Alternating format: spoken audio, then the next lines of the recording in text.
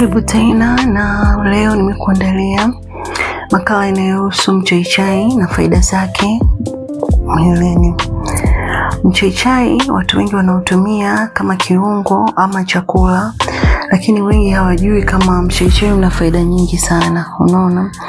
Tafiti kadhaa zinaonyesha kuwa mchaichai una vichocheo muhimu vinavyoweza kupambana na athari kadha wa kadha tumboni, kwenye mkojo na hata kwenye vidonda. Watu wengine huamini kuwa mchaichai unaweza kutibu baadhi ya maradhi kama vile homa ya matumbo, matatizo ya ngozi, madhara yanayotokana na ulaji wa chakula chenye uchafu, na pia hutibu maradhi ya kichwa na hata misuli. Mchaichai pia unatajwa kuwa kinywaji kinachoweza kupunguza joto.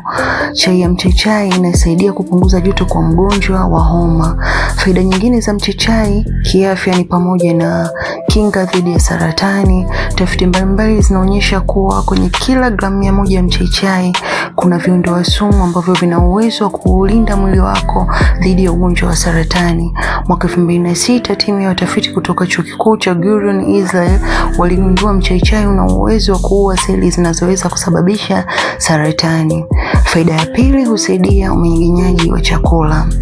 Chai ya mchaichai hurahisisha utaratibu wa mmeng'enyo wa chakula na pia hutibu magonjwa ya kuhara na maumivu ya tumbo ikiwemo kujaa gesi.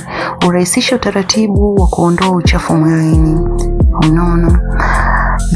Hizo ni faida mbalimbali ambazo zinakuja kutokana na mchaichai. Kwa hiyo usiache kutumia mchaichai.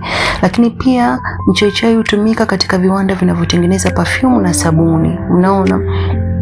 Lakini mchaichai pia una faida nyingi sana kama utatumia. Watu wengine wanatumia kama dawa ya mbu kwa ajili ya kuua mbu kiasili. Usisahau kutumia mchaichai kama kinywaji ambacho kinakuletea faida nyingi mwilini. Unaweza ukachemsha mchaichai na unaweza kutumia mchaichai, kuna ule mbichi na kuna wengine ambao ni mkavu umekaushwa. Unachukua mchaichai wako, unachanganya na maji ya moto, unachemsha kwa pamoja na unakunywa asubuhi na jioni, ama ni asubuhi, mchana na jioni, inategemea na mapenzi yako na kiwango unachokunywa. Tahadhari ni kwamba kitu chochote ukitumia kwa wingi zaidi kinaweza kikaleta madhara. Asante sana. Naomba usisahau ku like, comment na kusubscribe. Napenda sana na muwe na siku njema.